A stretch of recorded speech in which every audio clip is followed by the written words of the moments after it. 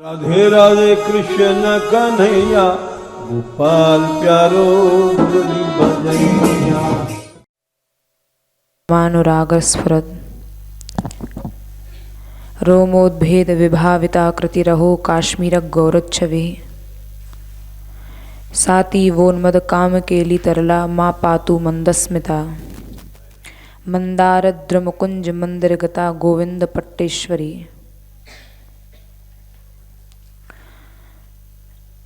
इस पद्य में ग्रंथकार दोनों श्री युगल रसराज के दिव्य स्वरूप का वर्णन करते हुए श्री राधा रानी से रक्षा की प्रार्थना कर रहे हैं और श्री राधा रानी के जिस स्वरूप का इसमें वर्णन किया गया है यह उस समय का दर्शन ग्रंथकार कर रहे हैं। उस समय श्री राधा अंदर बाहर श्याम से ही प्रतिबिंबित अंगों वाली हैं, अर्थात श्री जी में श्याम सुंदर का स्वरूप प्रतिबिंबित हो रहा है। ऐसे दिव्य स्वरूप का ग्रंथकार यहाँ वर्णन कर रहे हैं और सखी भाव से भावित होकर, इसको बंद कर दो, सखी भाव से भावित होकर यहाँ पर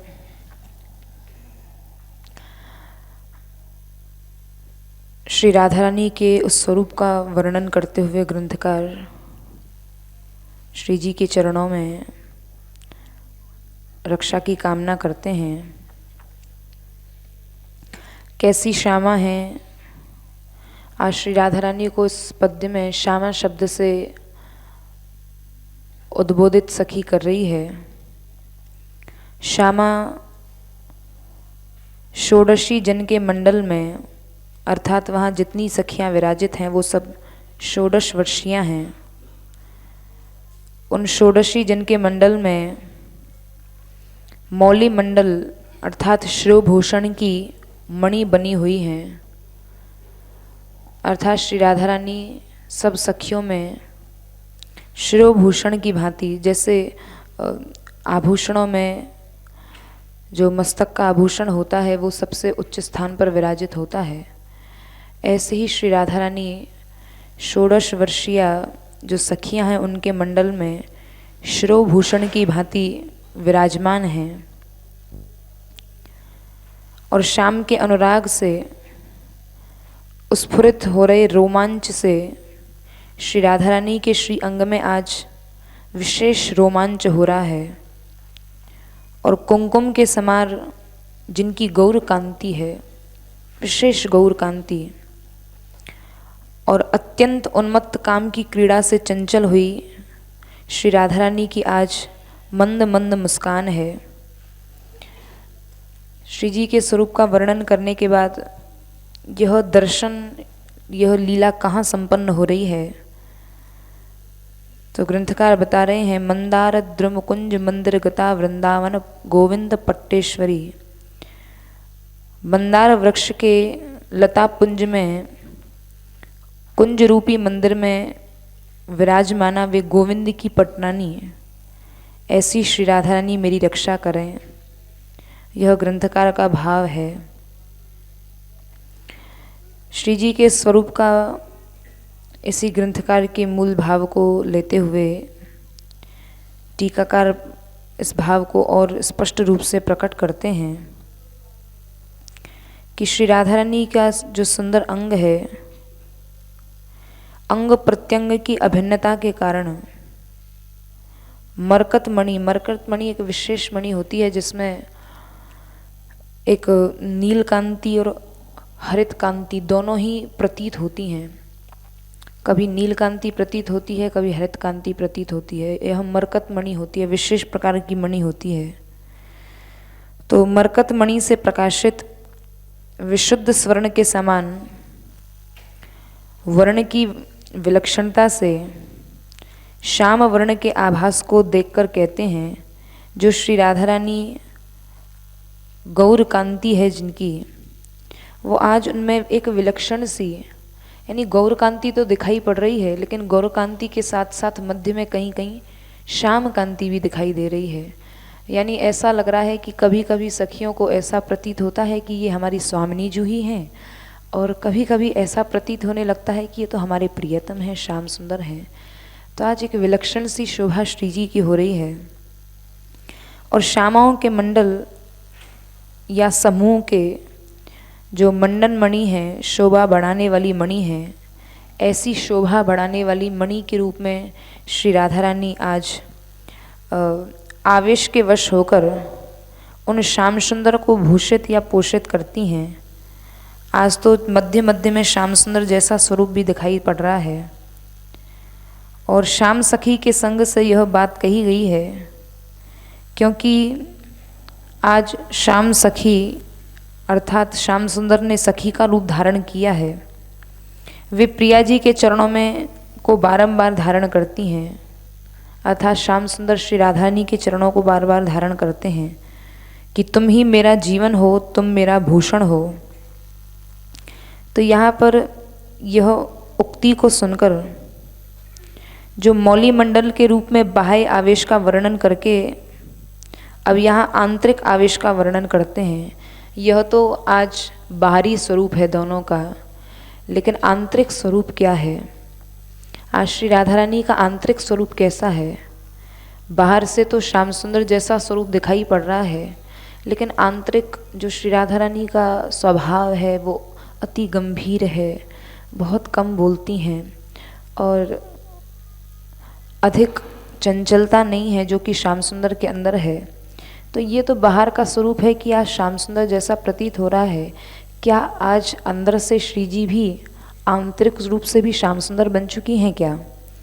तो इसका बड़ा सुंदर वर्णन कर रहे हैं कि आज जो श्री राधा रानी का स्वरूप है, श्याम विषयक अनुराग, यानी जो श्याम के हृदय में जो अनुराग है, प्रेम है, ऐसे अनुराग से स्फुरित हो रहे रोमांच रूपी चमत्कार से विशेष रूप में भावित हुई है।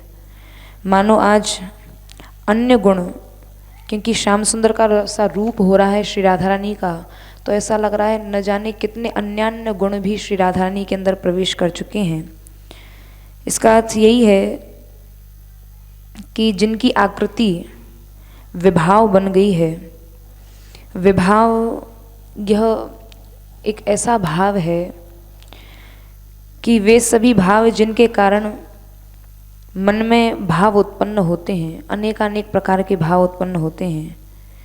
जैसे आज श्री राधा रानी के हृदय में जो आज श्याम सुंदर का सा स्वरूप श्री राधा रानी का है, पहले तो ये विषयालंबन विभाव थी, अर्थात श्री राधा रानी श्याम सुंदर की विषय थी, किंतु अब आश्रयालंबन विभाव हो गई हैं।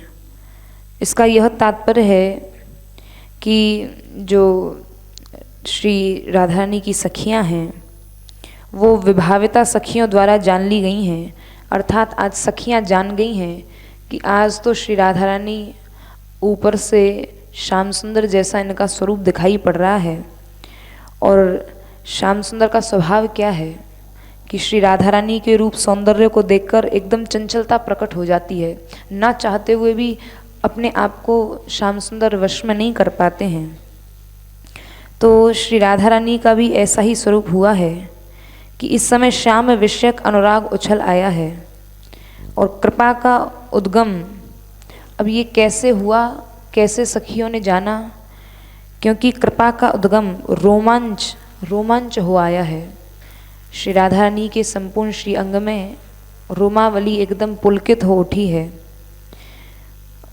तभी तो यह आश्चर्य है कि अंदर बाहर से श्याम होते हुए भी कुमकुम के समान जिनकी गौर कांति है, भले ही उन्होंने आज ऊपर से श्याम कांति उनकी हो गई है, लेकिन मध्य मध्य में कभी कभी गौर कांति भी प्रकट हो जाती है श्री जी की। क्योंकि देखो, चाहे आदमी कितना भी नकली वेशभूषा धारण कर ले, लेकिन उसकी असलियत तो प्रकट हो ही जाती है, कहीं ना कहीं से असलियत तो प्रकट हो ही जाती है। तो आज श्री राधा रानी ने श्याम सुंदर का सा वर्ण धारण किया है, लेकिन फिर भी कहीं ना कहीं गौर कांति इनकी प्रकट हो जाती है और अपने स्वाभाविक रंग को, जो उनका स्वाभाविक गौर कांति है, उस रंग को छोड़ती हुई प्रियतम का रंग अपनाती हैं।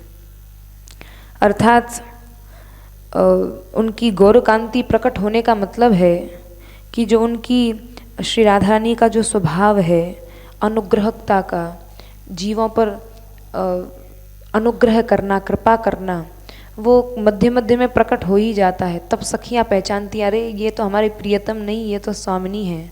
तो मध्य मध्य में कहीं कहीं श्री राधा रानी का गौर कांति भी प्रकट हो जाती है और श्री जी के गुण भी प्रकट हो जाते हैं। तो ऐसी वह श्री राधा रानी है जो श्यामा होती हुई भी कुमकुम के लेप से गोरी सी दिखाई दे रही हैं। यह सत्य है, नहीं तो केवल श्यामा पद ही संपन्न होता, अर्थात वो श्यामा ही है, ऐसा सखियाँ कहती हैं। लेकिन मध्य मध्य में उनका यह स्वरूप प्रकट होता है। तो इसका बड़ा सुंदर वर्णन कर रहे हैं, क्योंकि सुकुमारों के अंगों में भावोदप मात्र से ही रंग बदल जाता है। जो सुकुमार जन होते हैं, सुकुमार जनों का जब भाव परिवर्तित होता है तो उनके भाव परिवर्तन से ही उनके शरीर का, अंग का रंग बदल जाता है। ऐसा सहृदयों का व्यवहार है, ऐसा सहृदय जन कहते हैं। क्योंकि यहाँ पर श्री राधा रानी इससे अत्यंत ही उन्मद काम की क्रीड़ाओं में चंचलता है। फिर प्रेम में जब अधिक उफान आता है उसको ही वही उन्मद कहा जाता है। आज यहाँ श्री राधा रानी के हृदय में एक विशेष प्रेम उमड़ा है, इसी को उन्मद कहा जाता है, जिससे वे स्वयं ही परवश हो जाएं। तो यहाँ पर ये तीन चीज़ें बड़ी सुंदर बताई गई हैं कि काम में तो अपनी स्वतंत्रता रहती है। काम प्रेम में बड़ा एक विशेष और एक बहुत मधुर ढंग से भेद बताया है कि काम उसको कहते हैं, काम में तो अपनी स्वतंत्रता रहती है, लेकिन काम के आगे की अवस्था है प्रेम, उसमें परतंत्रता रहती है। परतंत्रता ऐसी रहती है कि ज्ञातव्य वस्तु क्या है उसका भी ज्ञान नहीं रहता। प्रेम एक ऐसी अवस्था है जिसमें बाह्य कोई भी चीज़ का ज्ञान नहीं रह जाता, यानी प्रेम में इतना डूब जाया जाता है। तो यहाँ पर श्री राधा रानी की आज जो स्थिति हुई है वह ऐसी ही है जो प्रेम में है, यानी वो सब भूल गई हैं कि मैं सच में मैं प्रियतमा हूँ, मैं उनकी स्वामिनी हूँ। आज तो श्याम सुंदर का कांति धारण करके श्री राधा रानी को ऐसा लग रहा है मैं श्याम सुंदर ही हूँ। तो ऐसी श्री राधा रानी की यहाँ अवस्था हो गई है। और कभी श्याम सुंदर क्रीड़ा करने वाले बन जाते हैं, कभी क्रीड़ा के वश में किए रहते हैं और कभी क्रीड़ा के वश में हो जाने पर सुंदर लगते हैं। तो इस प्रकार अनेक प्रकार की क्रीड़ा संबंधी चतुरता भी यहाँ प्रकाशित की गई है, जिसको आगे टीकाकार वर्णन करते हैं। तो श्री राधा रानी का जब यह स्वरूप प्रकट हुआ और श्याम सुंदर क्रीड़ा कर रहे हैं अनेक प्रकार की, तो श्री राधा रानी वहाँ हर्ष के वश होकर मुस्कुराने लगी हैं। तो इसलिए वहाँ श्री राधा रानी को मंदस्मिता कहा है कि मंद मंद हंसी श्री जी हंस रही हैं। वैसे तो प्रिया जी स्वभाव से स्मितशीला हैं, मुस्कुराती हैं, सदैव उनका प्रसन्न चित्त रहता है, मुस्कुराते रहने वाली हैं। लेकिन आज जो हर्षजनित हास्य है, जो श्री राधा रानी के लिए मंदस्मित शब्द का प्रयोग किया गया है, आज यह मंदस्मित इसलिए हैं श्री राधा रानी क्योंकि यहाँ पर आज सखियों ने जो श्री राधा रानी का मुस्कुराता हुआ श्री मुखारविंद देखा है, वो ऐसा है कि श्री राधा रानी हंसना तो बहुत चाहती हैं, लेकिन उस हंसी को, उस मुस्कान को दबा लिया है। और जिस समय मुस्कान को दबाया है इसलिए श्री जी को मंदस्मिता कहा है। तो इस समय मंदार कुंज में श्री राधा रानी विराजी हुई हैं। तो मंदार द्रुमकुंज मंद्रगता ऐसा कहा गया है, परंतु विशेष रूप में यहाँ मंदार द्रुमकुंज कहने का तात्पर्य जो है, यह कुंज में, ये आज श्री राधा रानी एक विशेष कुंज में विराजी हुई हैं। वो कुंज ऐसी है उस कुंज में कल्प वृक्ष के समान संकल्प सिद्धि करने की शक्ति सूचित होती है, अर्थात उस कुंज में बैठने मात्र से ही मनवांछित सब इच्छाएं पूर्ण हो जाती हैं। ऐसी श्री निकुंज में श्री राधा रानी बैठी हुई हैं और भावोद्दीपन के कारण तन्मयता हुई और तन्मयता से प्रियतम के विषय में संकल्प, अनुराग का संकल्प उदय हुआ है। क्योंकि संकल्प को काम पूरक स्वभाव के कारण ये जिस कुंज में श्री जी विराजी हुई हैं, ये ऐसी दिव्य निकुंज है कि इस निकुंज का कल्प वृक्ष का सा स्वभाव है कि यहाँ जो बैठे उसकी सब इच्छाएं पूर्ण होती हैं। तो ऐसी श्री राधा रानी है, जो श्री राधा रानी के हृदय में संकल्प उठे वह कैसे नहीं पूर्ण हो सकता है। तो श्री राधा रानी के समान कोई दूसरी है ही नहीं, तो उनसे बढ़कर कौन हो सकता है। इसलिए इस पद्य में श्री राधा रानी के लिए पट्ट महिषी भी इस शब्द का भी प्रयोग किया है। मंदार द्रुम कुंज मंदिर गता गोविंद पट्टेश्वरी। लेकिन यहाँ कई लोग तर्क उठाते हैं कि पट्ट महिषी कहने से तो समझा जाता है कि अर्थात यहाँ कोई श्याम सुंदर की रानी है, कोई रानियाँ महारानियाँ भी हैं। लेकिन यहाँ क्योंकि यह ग्रंथ श्री राधा सुधा निधि ग्रंथ केवल श्री राधा रानी की ही महिमा का ग्रंथ है, इसलिए यहाँ अन्य अर्थ तो संगत ही उनकी नहीं बैठती है, ऐसी संभावना करना भी ठीक नहीं है। तो यहाँ पट्ट महिषी कहने का फिर क्या तात्पर्य है। श्याम यहाँ श्री वृंदावन के एक राजा हैं और श्री राधा रानी इस वृंदावन की महारानी हैं, और श्याम सुंदर की तो अन्य पत्नी की संभावना कैसे की जाती है, की ही नहीं जा सकती। तो इसलिए यहाँ पर पट्ट नाम जो कहा गया है, पट्ट नाम है जो महासन या सिंहासन का, उस पट्ट या महासन पर ऐश्वर्य को प्राप्त हुई ऐसी श्री राधा रानी जहाँ विराजमान हैं। क्योंकि श्याम सुंदर के समान होने से यज्ञ संबंधी विवाह अभिषेक आदि जो दाम्पत्य भाव है या पति पत्नी का भाव है, ये जो सौभाग्य समृद्धि को प्राप्त होती हैं वही पट्टेश्वरी कहलाती हैं।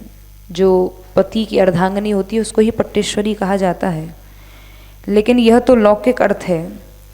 ऐश्वर्य पक्ष में ईश्वरी का अर्थ न्यामिका होता है, जैसा कि ज्योति ही परम भगवतो रदि मद रहस्यम या नंद सोनू जीवनी, जो नंद सोनू यानी नंद लाला की जो संजीवनी है।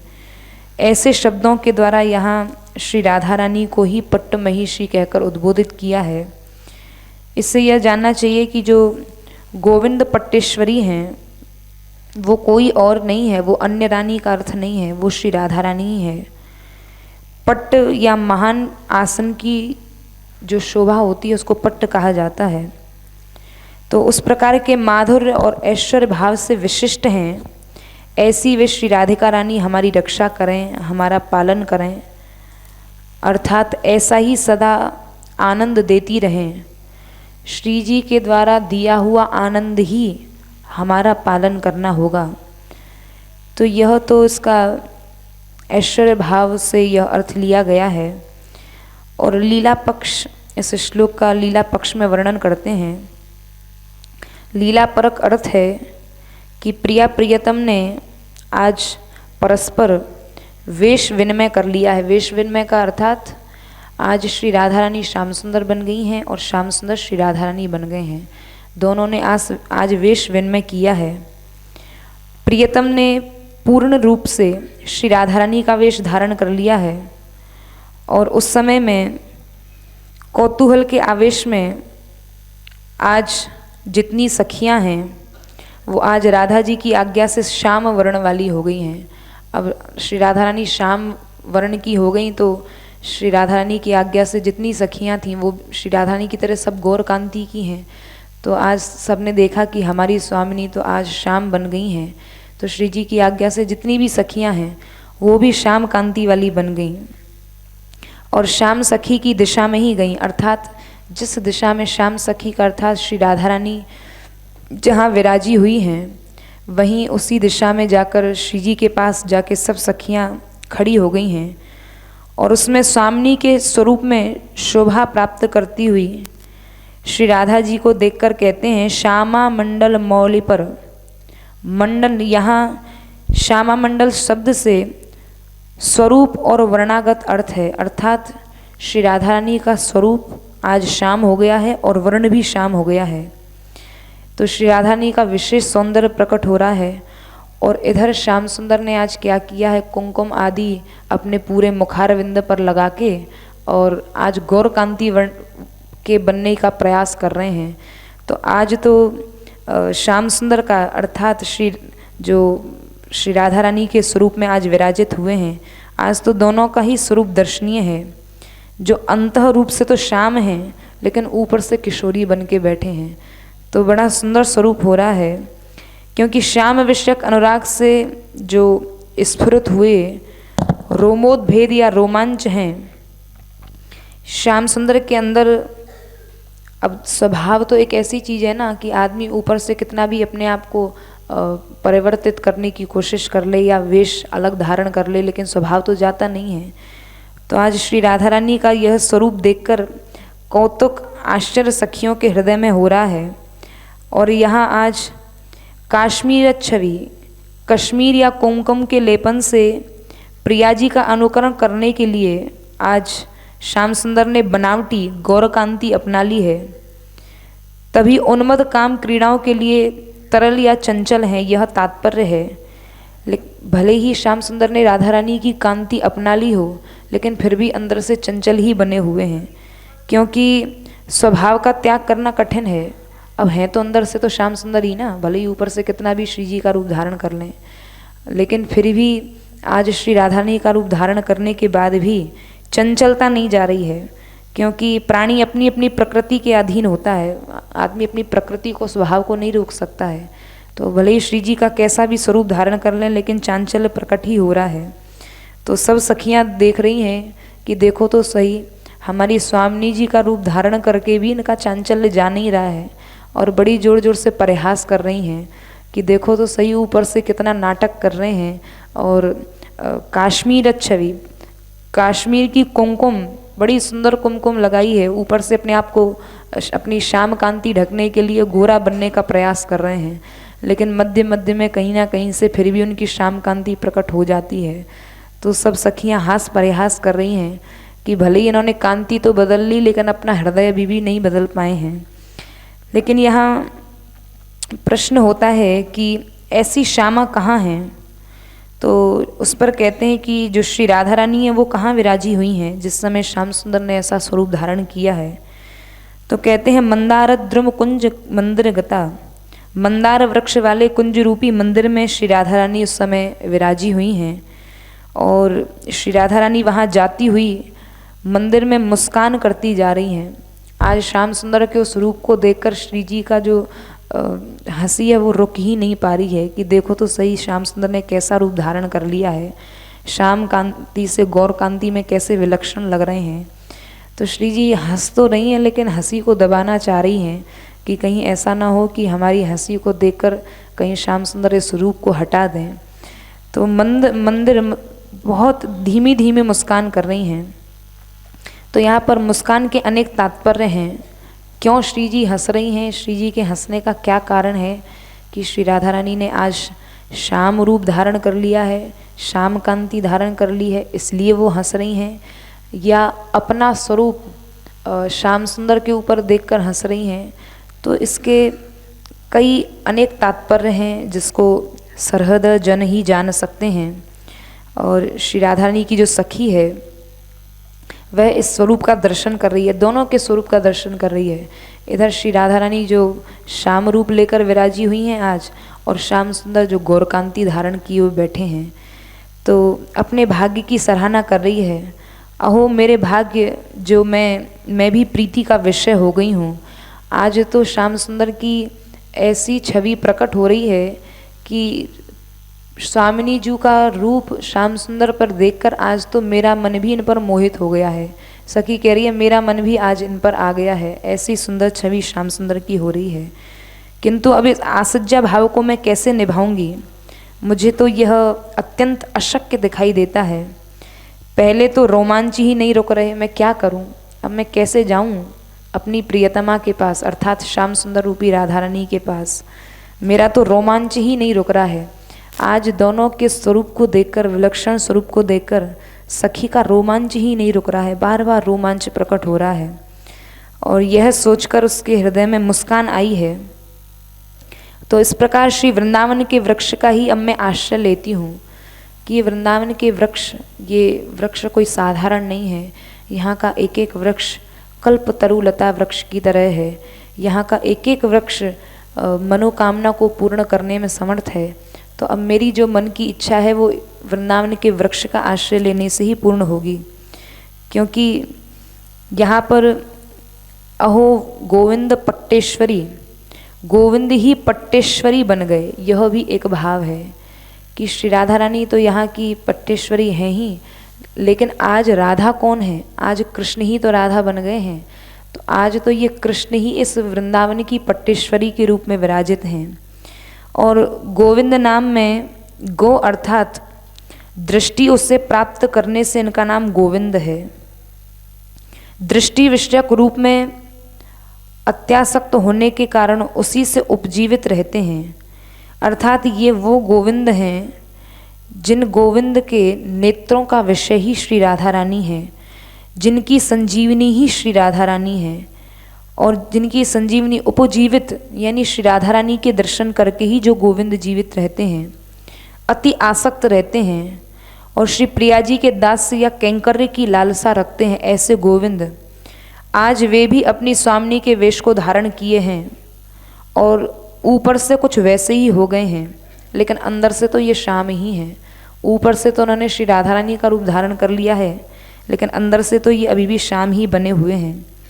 तब श्री राधा रानी की जो अंतरंग सखी है, जो इस स्वरूप को देख रही है और श्याम सुंदर के स्वरूप को देख देख कर मन में रोमांच हो रहा है, तो उस सखी ने सिखाया है कि अरे श्याम सुंदर, यदि प्रिया जी का रूप धारण करते हो ना, तो प्रिया जी का रूप धारण करने से प्रिया जी नहीं बन जाओगे।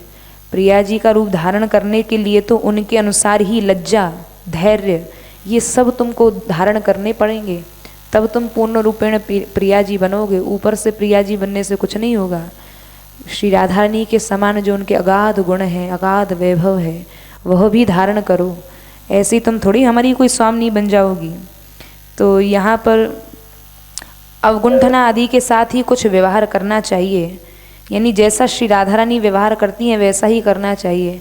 अब श्याम सुंदर तो ठहरे श्याम सुंदर, अब उनकी तो रहेगी पुरुषों जैसी ही चाल। अब वो चल भी रहे हैं तो सखी सिखा रही है, नहीं नहीं ऐसे नहीं, ऐसे चलो। श्री प्रिया जी ऐसे चलती हैं, केवल रूप धारण करने से ही क्या हो जाएगा।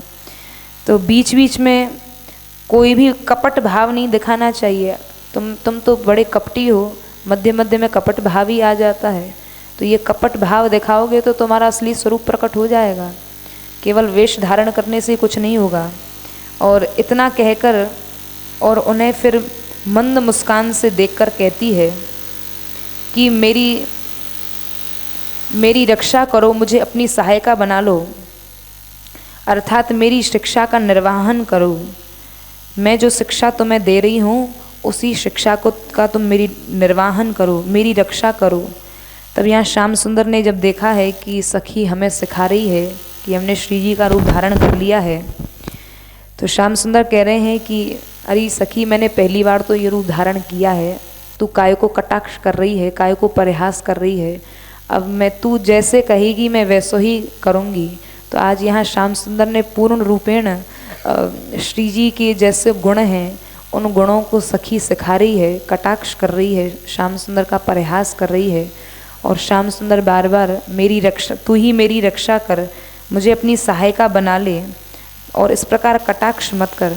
तो श्याम सुंदर आज श्री राधा रानी का स्वरूप धारण करके बार बार सखी से अनुनय विनय कर रहे हैं और मध्य मध्य में श्याम सुंदर का वह रूप प्रकट हो जाता है, श्याम सुंदर वाला स्वरूप। तो फिर से उस स्वरूप को ढकने के लिए फिर से सखी सिखाती है, नहीं हमारी श्री प्रिया जी में तो ऐसे गुण हैं, आप ऐसे करो ऐसे करो। तो यह इस पद्य का भाव है जो लीला पक्ष में है कि श्री राधा रानी का वह विलक्षण स्वरूप, ऐसी श्री राधा रानी से ही रक्षा की प्रार्थना की है, वे ही हमारा लालन पालन करें और अपनी दृष्टि से सदैव ऐसी श्री राधा रानी हमारा पालन करती रहें। जय श्री राधे। श्री राधा मानवेरी लाल श्री श्री बाबा महाराज के श्री चरणों में प्रणाम। श्लोक संख्या 122।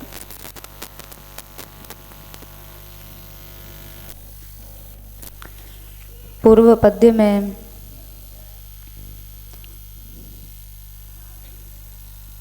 जो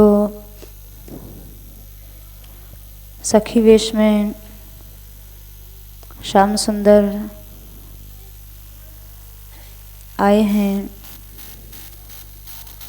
और सखी श्री राधा रानी को इस पद्य में आगे उन पर कैसे कृपा करनी है इसके लिए प्रेरित कर रही है। श्री राधा रानी के चरणों की भावमयी सेवा की याचना करते हुए कह रही है, उपास्य चरणाम्बुजे व्रजभृतां किशोरी गणैर महद्भिरपि पुरुषैरपरिभाव्य भावोत्सवे अगाध रस धामनि स्वपद पद्म सेवा विधौ विधेहि मधुरोज्ज्वलाम अधिकृतं ममाधीश्वरी। हे श्रेष्ठ ब्रजवासियों की किशोरी गणों की उपासना के योग्य चरण कमलों वाली ये श्री राधा रानी का संबोधन है। हे नारद आदि महापुरुषों से भी अचिंत्य भावोत्सव वाली स्वामिनी, अबाध रस के स्थान आपके श्री चरणों में जो रस अगाध है और बाधित नहीं होता है, एक रस रसमयता जिसमें बनी हुई है, ऐसे उस रस के जो अधिष्ठान हैं आपके उन श्री चरणों में सेवा के लिए मधुर और उज्ज्वल कर्तव्य का आप अधिकार प्रदान करें। ऐसी अभिलाषा यहाँ यह सखी कर रही है। उपास्य चरणाम्बुजे व्रजभृतां किशोरी गणैर, ये श्री राधा रानी के प्रति संबोधन किया गया है। ब्रजपतियों की किशोरी गणों के द्वारा आराधनीय चरणों वाली। यहाँ सामान्य जो अर्थ है वो तो यही है कि जो ब्रज किशोरी गण हैं यानी ब्रज की जो गोपी जन हैं उनके द्वारा जिन श्री राधा रानी के चरण आराधित हुए हैं, उपासित हुए हैं। दूसरा भाव यहाँ टीकाकार देते हैं कि यहाँ प्रियतम श्याम सुंदर के प्रति कटाक्ष किया गया है। ब्रजभृताम किशोरी गणे, ब्रजभृताम यहाँ आदर में बहुवचन का प्रयोग किया है ग्रंथकार ने, जिसका अर्थ है श्री ब्रजराज की किशोरियों से आप सेवित हैं। तो ब्रजराज कौन है? ब्रजराज हैं नंद बाबा। उन नंद बाबा की किशोरियों से आपके सेवित चरण हैं। अब यहाँ प्रश्न उठता है,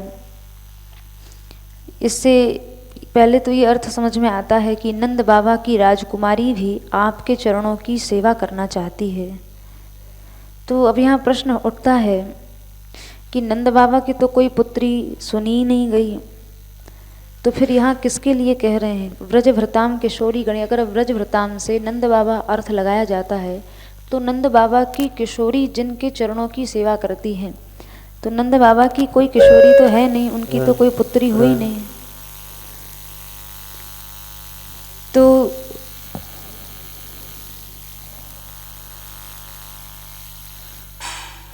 यहाँ कहते हैं कि श्याम सुंदर ने अपने पुरुषत्व को भुला दिया है, इसलिए वो श्याम सुंदर ही नंद बाबा की किशोरी बन गए हैं। तो प्रश्न हुआ कि उन्होंने अपना पुरुषत्व क्यों भुला दिया, अर्थात लाला से लाली क्यों बन गए? तो कहते हैं महद्भिरपि पुरुषैरपरिभाव्य भावोत्सवे। महद्भिरपि, महान पुरुषों के द्वारा भी, यहाँ एक पुरुष की बात नहीं है, अनेकानेक महान पुरुषों के द्वारा भी ये भावोत्सव जाना नहीं जाता। जिस भावोत्सव की बात कर रहे हैं तो फिर रसोत्सव में प्रवेश क्या होगा? कहने का तात्पर्य यह है कि पुरुषों का तो इस लीला में प्रवेश है ही नहीं। सामान्य पुरुष नहीं, जो महान पुरुष हैं, और उनमें भी एकाध महान पुरुष नहीं, महद भी, यहाँ बहुवचन का प्रयोग किया, अर्थात बहुत से महान पुरुषों के द्वारा भी ये भावोत्सव जाना नहीं जाता। फिर इस रसोत्सव में प्रवेश होना तो असंभव सा प्रतीत होता है। इसीलिए इस रसोत्सव की प्राप्ति के लिए या इस भावोत्सव के ज्ञान के लिए श्याम सुंदर ने अपने पुरुषत्व को भी छोड़कर आपकी सेवा प्राप्त करने के लिए सखी वेश धारण कर लिया है।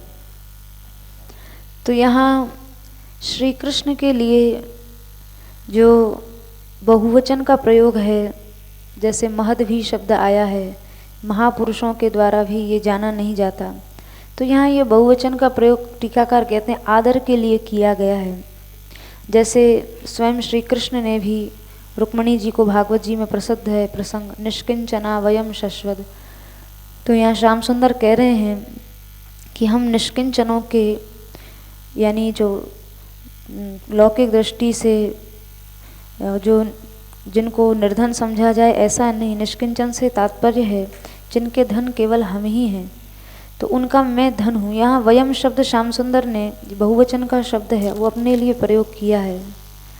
अथवा गीत गोविंद में भी तदुदित भय भंजनाथ यू नाम त्वधर, यू नाम, यहाँ ये भी बहुवचन का प्रयोग है। युवकों के उस काम से उदित भय का निवारण करने के लिए तुम्हारे अधर।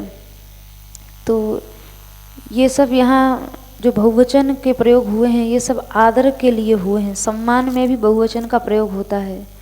इसी तरह यहाँ ठाकुर जी के लिए भी, प्रियतम श्याम सुंदर के लिए भी बहुवचन का प्रयोग यहाँ हुआ है। तो उस बहुवचन से यहाँ बहुत लोग संख्या में नहीं जानने चाहिए, आदर के लिए इसका प्रयोग हुआ है। तो श्याम सुंदर ने यहाँ सखी वेश उस भावोत्सव में, उस रसोत्सव में पाने के लिए प्राप्त किया है। वैसे उनकी पुरुषोत्तमता तो प्रसिद्ध है, वे पुरुषों में उत्तम पुरुष हैं, ये बात तो सारा संसार जानता है। लेकिन उस पुरुषोत्तमत्व के द्वारा राधा रानी का दास्य नहीं पाया जा सकता है। वे भले ही पुरुषों में उत्तम हों, लेकिन इससे राधा रानी की दासता या उनकी सेवा उनको नहीं मिल सकती है। श्री राधा रानी का दास्य तो किशोरी भाव से ही मिल सकता है, पुरुष भाव से नहीं मिल सकता है। इसीलिए श्याम सुंदर अपनी महत्ता की उपेक्षा कर देते हैं। वे पुरुषों में उत्तम हैं, ये उनकी महत्ता है, पर इस महत्ता की भी ठाकुर जी उपेक्षा कर देते हैं और किशोरी भाव धारण कर लेते हैं। अब उन किशोरी के प्रति श्री राधा रानी को क्या करना है, ये उनके कर्तव्य का आगे निर्देश यहाँ सखी कर रही है। अगाध रस धामनी स्वपद पद्म सेवा विधौ। अगाध रस कहने से तात्पर्य है कि देखिए, मानो सखी श्री जी को कह रही है, वैसे तो ये आपके प्राण प्रियतम हैं, यहाँ श्री जी और श्री ठाकुर जी में नित्य दाम्पत्य भाव है, पति पत्नी होते हुए भी देखिए स्वामिनी जी, इन्होंने अपने सख्य भाव को भुला दिया है और पूर्ण रूप से आपकी सेवा का रस लेने के लिए ही ये नित्य बिहारी होते हुए भी इन्होंने सखी वेश धारण कर लिया है, केवल आपका दास्य मिल जाए इसलिए इन्होंने अपना अस्तित्व भी हटा दिया है। तो हे स्वामिनी जी, आप कृपा करें, जो चरण कमल रस के धाम हैं, यानी रस के आधार हैं, अगाध रस जिनमें भरा हुआ है, ऐसे चरण कमलों की सेवा विधि में इन श्याम सखी को आप कृपा करके अधिकार दें, अर्थात इनको बुलाकर ये कहें कि हे श्याम सखी, तुम ही मेरे चरणों की सेवा करो।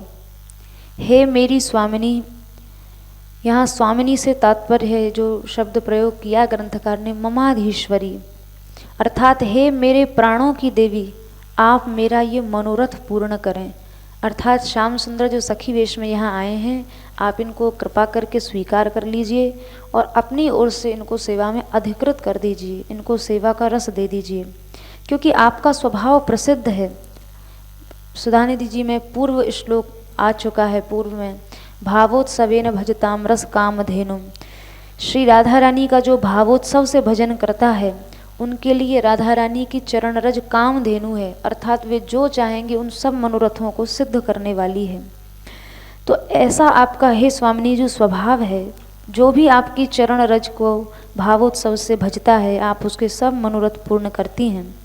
और फिर प्रियतम श्याम सुंदर ने तो उन चरणों को पाने के लिए अपनी महत्ता अर्थात अपने पुरुषत्व को भी छोड़ दिया है, क्योंकि ये जानते हैं कि अपनी महत्ता रखते हुए भावोत्सव को जाना नहीं जा सकता है।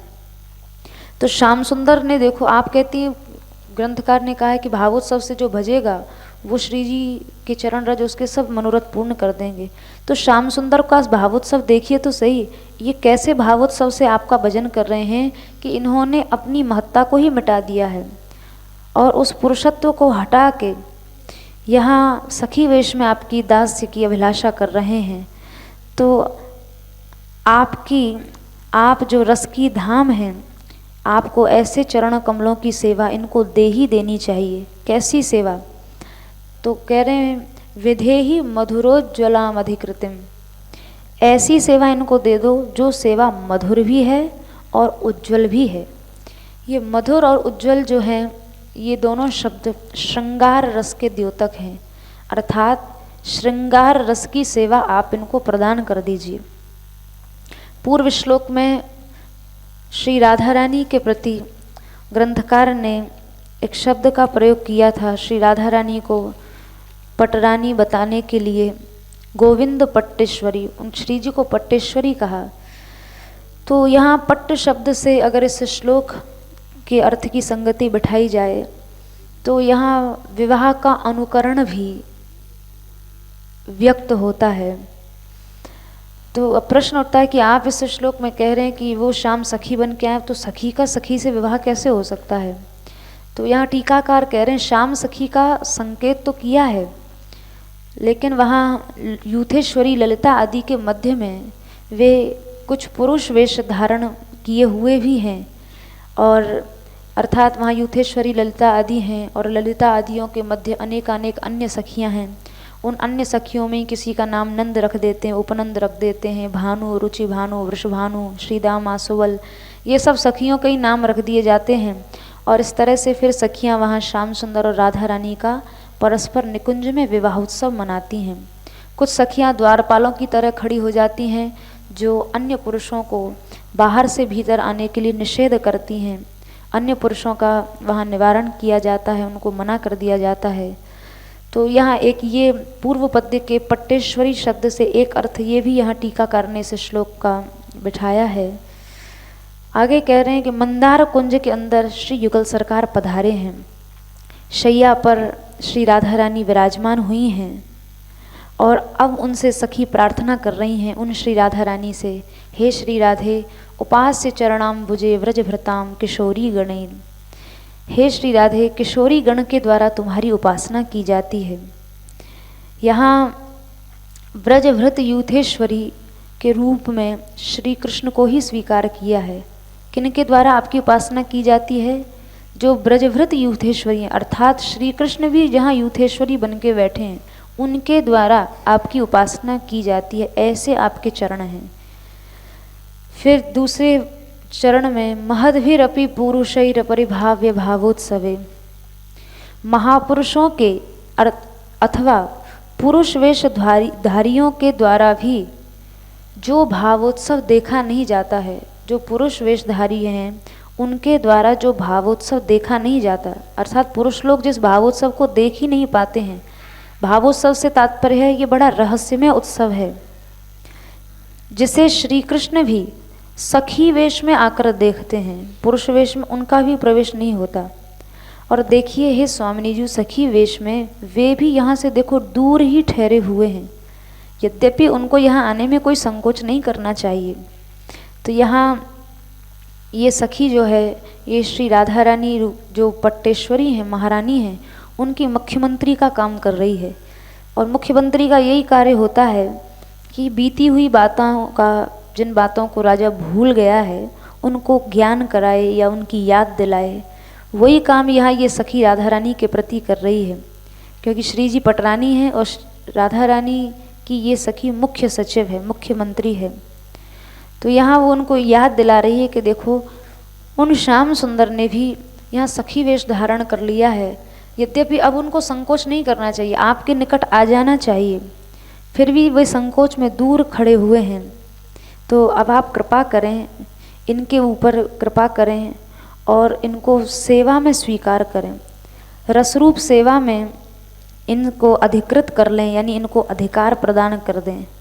अर्थात हे श्री राधे, वो सेवा कौन सी होनी चाहिए? मधुर और उज्जवल। अर्थात अब इनके साथ आप श्रृंगार रस की लीला करें, जिसके लिए ये यहाँ आए हैं। तो जैसे प्रथम समागम दूल्हा दुल्हन का होता है, तो उसमें दुल्हन का वर्णनी का जब दूल्हा मुख दर्शन करता है तो घूंघट आदि खोलता है, ये सब व्यवहार देखा जाता है। तो मानो यहाँ ये सखी प्रेरित कर रही है कि अब वैसा ही आपको भी करना चाहिए।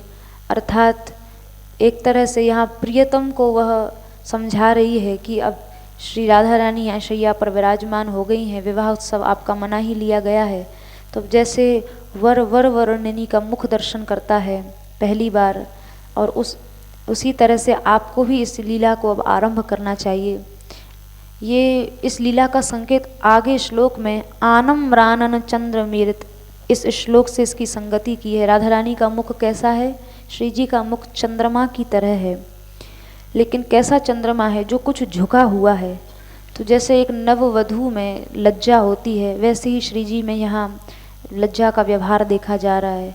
तो ऐसा लग रहा है यहाँ श्री राधा अभी अभी निकुंज में विवाह उत्सव मना है, श्री जी शैया पर आकर विराजमान हुई हैं, और सखी जो है वो श्याम सुंदर को प्रेरित कर रही है कि अब आप श्री राधा रानी का इस प्रथम समागम में मुख दर्शन करिए, जैसे प्रथम बार दूल्हा किया करता है। तो इस तरह से यहाँ इस श्लोक का अर्थ टीकाकार ने किया है। फिर एक अन्य अर्थ ग्रंथ, क्योंकि ये ग्रंथ जो है मुक्तक ग्रंथ है, प्रत्येक श्लोक का अपना एक मुक्त भाव है।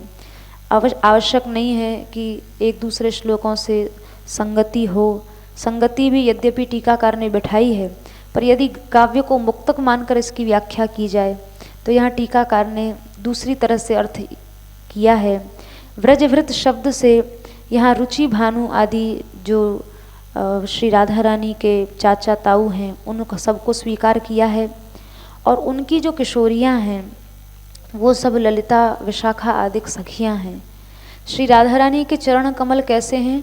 जो व्रजभृताम अर्थात भानु, रुचि भानु, व्रजभृताम माने ये सब जो ब्रज के गोप हैं उनकी जो किशोरी हैं, यानी ललिता विशाखा आदि जो सखियां हैं, उनके द्वारा भी जिनके चरण कमलों की निरंतर उपासना की जाती है, इसीलिए उन श्री राधा रानी को ब्रज नवतरुणी कदम्ब मुकुटमणि कहा गया। तो जब तक ब्रज संबंध नहीं होता तब तक ममता का प्रसंग नहीं बैठता है, क्योंकि ब्रज से तात्पर्य है श्री राधा रानी का जो वात्सल्य रस का जो एक परिकर है, उसको जब तक स्वीकार नहीं किया जाएगा तब तक श्री राधा रानी में ममता का भाव का आस्वादन नहीं किया जा सकता है। क्योंकि वात्सल्य का जो परिकर है वो यही है, कीर्ति मैया हैं, वृषभानु बाबा हैं, श्री राधा रानी की सखियां हैं। तो पूर्ण प्रीति यहाँ दिखाना चाहते हैं श्री राधा रानी के प्रति, इसलिए यहाँ ब्रजभृत से रुचि भानु आदि को लिया है, और यानी ब्रज का जो परिकर है, बरसाना का परिकर है, उन सब परिकर को स्वीकार किया है। तो उन ब्रजभृतों की जो किशोरी हैं अर्थात ललिता विशाखा आदि जो सखियां हैं, उन सब गोपियों के द्वारा श्री राधा रानी के चरण कमलों की सेवा हुई है। यद्यपि महद्भिरपि पुरुषैरपरिभाव्य भावोत्सवे, बड़े बड़े महान पुरुष ब्रह्मा जी, शुक सनकादिक, नारद जी, ये सब जगत पूज्य होने के कारण महान हैं। ये सब साधारण पुरुष नहीं हैं, पुरुष तो हैं पर महान पुरुष हैं, किंतु अपनी महत्ता के बल से, पुरुष भाव से ये राधा रानी के भावोत्सव को समझ नहीं सकते। तो फिर ब्रह्मा जी शंकर जी जो श्री जी के भावोत्सव को समझ ही नहीं सकते हैं, तो वहाँ प्रवेश पाना तो संभव ही नहीं है। इसलिए जो राधा रानी की सेवा परिचर्या मधुर है और उज्जवल है। अर्थात श्रृंगार रस की जो श्री राधा रानी की लीला है, इस श्रृंगार रस की लीला में ब्रह्मा शंकर आदि बनकर भी प्रवेश नहीं किया जा सकता है। यहाँ श्याम सुंदर भी स्वयं सखी वेश से आते हैं और श्री राधा रानी के प्रति जब सखियाँ श्री जी से प्रार्थना करती हैं तो राधा रानी उनको कृपा पूर्वक वो भावोत्सव अथवा उस रसोत्सव में सेवा प्रदान करती हैं। श्री जी एक बात यहाँ दूसरी ये बताई है कि यहाँ साध्य में तो रसरूपता है ही, साधन में भी रसरूपता है। अर्थात प्रिय प्रीतम जो विलास कर रहे हैं वो तो रस में है ही, उसमें तो तनिक भी संदेह नहीं है। लेकिन सखियों की जो प्रिया प्रीतम की सेवा है उसमें भी बड़ा रस है। जो सखियाँ प्रिया प्रीतम के विलास में उपयोगी उपकरण है, जैसे तांबूल है, पानक रस है, आसव है, कहीं पंखा डुलाने की सेवा है, कहीं शैया रचना है, कहीं वेश रचना है, श्री राधा रानी और श्याम सुंदर के वस्त्राभूषण ठीक करना है, विरह के समय उनको सुंदर सुंदर अंतरंग लीलाएं सुनाना है, तो ये सब जो हैं ये बड़ी रसमयी सेवाएं हैं। इनको साधन माना है और प्रिया प्रियतम का जो विलास है उसको साध्य माना गया है। तो साध्य में तो रस है ही, यहाँ साधन भी बड़ा रसमय है। श्री जी और श्याम सुंदर की शैया रचना, वेश रचना, आभूषण ठीक करना, ये सब कितनी, इन सब सेवाओं में कितना रस होगा। श्री प्रिया जी अथवा प्रियतम जब पान चबा लेते हैं तो उसका जो उच्छिष्ट प्रसाद है वो इन सखियों को मिल जाता है, जिसमें प्रिया प्रीतम दोनों के मधुर अधरों का आसव आ जाता है। तो उसको लेने में सखियों को कितना आनंद आता होगा। प्रिया प्रीतम के द्वारा परस्पर एक दूसरे की जो मर्दित की गई माला है, मसल दी गई माला है, वो भी जब प्रसाद रूप में सखियों को मिल जाती है तो उसको धारण करने पर उन्हीं लीलाओं का साक्षात अनुभव इन सखियों को प्राप्त हो जाता है। उसमें कितना आनंद इन सखियों को आता होगा। तो प्रिया प्रीतम के प्रत्येक स्थूल आनंद की तो प्राप्ति इनको होती ही है, इसके साथ साथ इन सखियों को तत्सुख सुखिता के कारण समस्त रस का जो सार है वो भी प्राप्त हो जाता है। अर्थात जब प्रिया प्रीतम परस्पर एक दूसरे को सुख दे रहे होते हैं और उस समय उनके सुख को देखकर सखियों के मन में जो सुख उमड़ता है वो विलक्षण ही होता है। जैसा कि श्रीमद् राधा सुधानी जी के आगे आने वाले एक पद्य का भाव है, किम ब्रूमोन्यत्र कुंठीकृत जनक पदे धाम्यपि श्री विकुंठे राधा माधुर्य वेत्ता मधुपति रथ तन माधुरीम वेत्ति राधा वृंदारण्य स्थलीयम परम रस सुधा माधुरीणाम धुरीणा तद्वंद्वम स्वादनीय सकलम अपि ददौ राधा किंकरीभ्यः। जैसा कि इस श्लोक में ग्रंथकार ने गाया है कि जिन श्री राधा माधव के जो विलास का सुख है, जो वृंदावन धाम को मिला है, वो वैकुंठ को भी नहीं मिला। वैकुंठ भी कुंठित हो गया, फिर अन्य धामों की तो बात ही क्या करें। श्री राधा रानी के माधुर्य को मधुपति श्री कृष्ण जानते हैं और श्री कृष्ण के माधुर्य को श्री राधा रानी जानती हैं। लेकिन इन दोनों से भी आगे परम रसामृत माधुर्य में सबसे आगे ये वृंदावन भूमि है, जो प्रिया प्रियतम के दोनों के माधुर्य रस को जानती है। और उस वृंदावन भूमि ने ही उस रस स्वरूप माधुर्य को, युगल सरकार का जो माधुर्य रस है, वो कृपा करके श्री राधा रानी की किंकरियों को दे दिया है। यानी दासियों को धाम ने वो संपूर्ण युगल सरकार का माधुर्य रस आस्वादन करने के लिए दे दिया है। इसलिए दासियों को जो सुख है वो तो साक्षात प्रिया प्रियतम को भी नहीं है, क्योंकि प्रिया जी प्रियतम का माधुर्य रस उपभोग कर सकती हैं और प्रियतम प्रिया जी का। प्रिया प्रियतम दोनों के माधुर्य रस का उपभोग वृंदावन की भूमि करती है और वो वृंदावन की भूमि ही कृपा करके राधा रानी की किंकरियों को यानी दासियों को वो संपूर्ण सुख प्रदान कर देती है। इसलिए तत्सुख सुखिता के कारण श्री राधा रानी की किंकरियों को और दासियों को जो सुख प्राप्त है वह अन्य को प्राप्त नहीं हो सकता है। तो इस प्रकार से यहाँ दास्य रस में श्रृंगार रस का वर्णन ग्रंथकार ने किया है। प्रियतम दास्य रस चाहते हैं श्री राधा रानी के चरणों की सेवा, पर वो दास्य कैसा है तो दो विशेषण दिए, मधुर और उज्ज्वल। मधुर और उज्ज्वल ये दोनों शब्द श्रृंगार रस के ही द्योतक हैं। तो उस दास्य में भी श्रृंगार रस है, तो ये श्रृंगार रस प्रधान दास्य है। तो यहाँ प्रियतम और श्रेष्ठ किशोरी श्री स्वामिनी जी ने अपने श्रीमुख से कहा है कि लो तुम ही ये काम करो, ये सदा तुम्हारे ही करने योग्य है। ये सखी सोच रही है ये दिन कब आएगा जब स्वयं श्री जी अपने मुख से कहेंगी लो आप ये काम करो, इस काम में तुम ही अधिकृत हो। इस प्रकार के आनंद देने वाले वचन क्या कभी मुझे प्राप्त होंगे? इससे ये स्पष्ट होता है कि जब तक श्री जी अपनी सेवा में किसी को अधिकृत न करें तब तक किसी भी जीव का उनकी सेवा में अधिकार हो नहीं सकता। इस अर्थात इन सब सेवाओं की एक दुर्लभता प्रकट होती है। इसलिए यहाँ राधा रानी को एक विशेष संबोधन दिया है। यहाँ ग्रंथकार कह रहे हैं ममाधीश्वरी, आप मेरी अधीश्वरी हैं। अधीश्वरी शब्द से यहाँ अपने एक सखी भाव का अधिकार भी ग्रंथकार दिखा रहे हैं कि हे श्री राधे, आप वृषभानु जी के घर में उत्पन्न हुई हैं और मैं भी श्री वृषभानु जी के घर में उत्पन्न हुई दासी हूँ और जन्म से मैंने आपके प्रति अतिशय ममता की है। आप मेरी लालनिया हैं, मेरी अतिशय ममता की पात्री स्वामिनी हैं। इसी संबंध से आप अधिकृत ईश्वरी हैं, यानी आप हैं ईश्वरी, पर चूँकि जन्म से मेरा आपसे संबंध है इसलिए कुछ ना कुछ अधिकार मेरा भी आपके ऊपर है और इसी अधिकार बल से मैं आपके इन चरणों की दास्य सेवा मांग रही हूँ। आप कृपा करके यह मेरा मनोरथ सिद्ध करें। जय श्री राधे। जय श्री राधे। जय श्री राधे।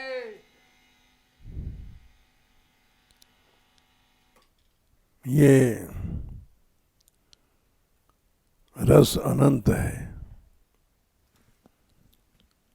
और विचित्र बात यह है कि जिस रस को जो 175वें श्लोक में प्रकट किया गया, राधा रानी अनुभव करती हैं और श्री कृष्ण अनुभव करते हैं, किंतु 50-50 वो संपूर्ण अनुभव किंकरियों को होता है। और ये बात 175वें श्लोक में कही गई। वो संपूर्ण अनुभव किंकरियों को होता है, वो धाम उनको देता है। यहाँ पर जो राम ते अधिक राम कर दासा, तो सिद्धांत लागू हो जाता है कि भगवान से अधिक भगवान के दासों का अनुभव होता है, प्राप्ति होती है। वही प्रसंग यहाँ कहा इन्होंने कि जो 175वां श्लोक है, राधा रानी को अनुभव हुआ, वो श्री कृष्ण को पूरा नहीं हुआ और श्री कृष्ण को जो हुआ राधा रानी को नहीं हुआ, किंतु दोनों के अनुभवों का संपूर्ण रस किंकरियों को धाम में दिया। ये एक विलक्षण बात थी जो 175वें श्लोक में प्रकट की गई और जिसको हर श्लोक में उदाहरण दिया जाएगा। जय श्री राधे।